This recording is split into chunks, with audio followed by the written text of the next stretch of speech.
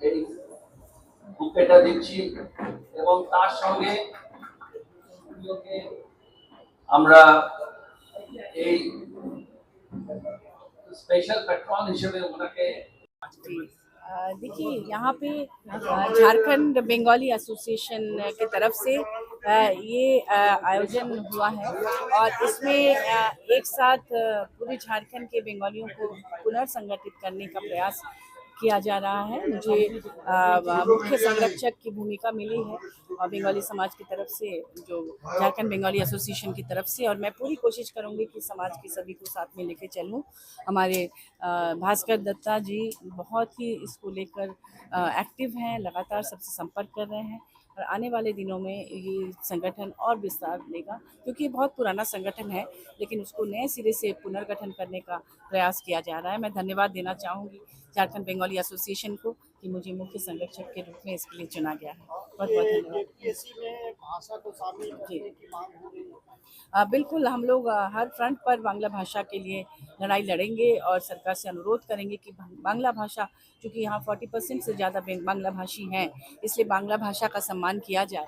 और ये बंगाल प्रेसिडेंसी का हिस्सा था एक समय में, उसके बाद यहाँ से करके बिहार बना और फिर झारखंड बना, तो हम सभी यहाँ के एक तरह से मूलवासी ही हैं, इसलिए इस भाषी के साथ भी न्याय हो, ऐसा हमारा प्रयास है। मैम, वर्तमान समय में झारखंड में देखा जा रहा है कि बंगाली कम्युनिटी की पॉलिटिक्स में एक अहम भूमिका रही है। आप हैं, जी जी, जो युवाओं को आना चाहिए वो संगठित, हाँ, इसीलिए कि ये संगठित नहीं है उस तरह से जिस तरह से होना चाहिए, इसीलिए आज भास्कर दत्ता जी जो अध्यक्ष हैं, उन्होंने झारखंड बंगाली एसोसिएशन को पुनर्संगठित करने का एक सराहनीय प्रयास किया है। और अब हम लोग ये देखेंगे कि हर जितने भी जिला हैं झारखंड का, हर जिले में इसका विंग बहुत सशक्त हो जाए, ताकि एकजुट होकर हम इस भाषा के लिए, बांग्ला भाषियों के लिए लड़ाई लड़ सकें। धन्यवाद।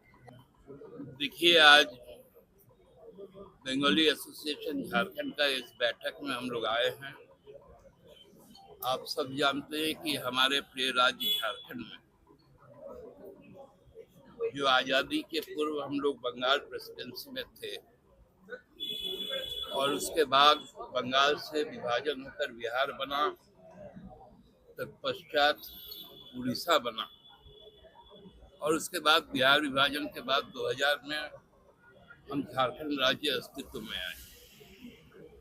ये संपूर्ण जो दक्षिण बिहार का जो इलाका था, जिसको आज हम झारखंड के रूप में स्वीकार करते हैं और उसमें निवास करते हैं, तो यहाँ पर सबसे ज़्यादा जो सामान्य बोली जाती है वो बांग्ला भाषा है। लगभग 57% लोग, चाहे वो पाकुड़ से शुरू करेंगे और बहरागोड़ा तक जाएंगे,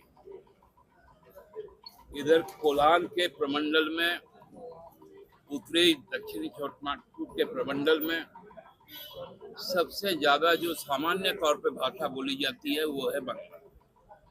और बांग्ला का एक समृद्ध साहित्य, चाहे वो महाश्वेता देवी विभूतिभूषण बंदोपाध्याय का हो, ज्योतिन्द्र नाथ ठाकुर का हो, काजी नजरुल इस्लाम का हो, गुरुदेव रविंद्रनाथ ठाकुर का हो, और इसी झारखंड के रामगढ़ में जो नेताजी सुभाष चंद्र बोस का जो आह्वान था कि अब हमको आज़ादी लड़ना है, वहीं से क्रांति का बिगुल फूका और गोमो, जो आज नेताजी सुभाष चंद्र बोस के रूप में हम लोग जानते, जंक्शन के रूप में, वहाँ से वो अंतर्धान हुए और तत्पश्चात 1945 में मोइरांग, जो मणिपुर में है, उन्होंने आज़ादी का झंडा फहराया था।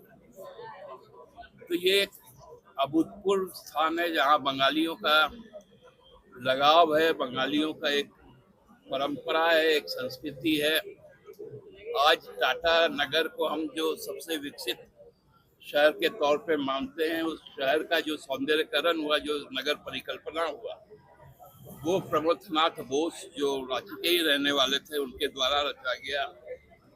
और टाटा कंपनी में पहला बार मजदूरों के हक के लिए नेताजी सुभाष चंद्र बोस ने टाटा वर्कर्स यूनियन का गठन किया, वो पहले अध्यक्ष बने। तो इस जगह को आप बंगालियों से अलग नहीं कर सकते। हमारे कई गांव है, हम लोग खतियानी है, हम लोग यहाँ के मूल निवासी हैं। आदिवासियों के साथ साथ जो हम मूल निवासी जो बांग्ला भाषी हैं, उनका एक अटूट रिश्ता है और इस रिश्ते को और मजबूत करने के लिए झारखंड बंगाली एसोसिएशन ने जो पहल शुरू किया है, उसके साथ हम लोग हैं सामाजिक रूप से, राजनीतिक प्रतिबद्धता से ऊपर उठकर, क्योंकि समाज से ही राजनीति शुरू होती है। तो पहले समाज के लोगों को एकत्रित और उनको समृद्ध बनाने की जो कार्य योजना है झारखंड बंगाली एसोसिएशन का, उसको हम लोग साधुवाद के तौर पे लेते हैं। मेरे प्रिय राजनीतिक सहयोगी महुआ जी भी यहाँ पर है।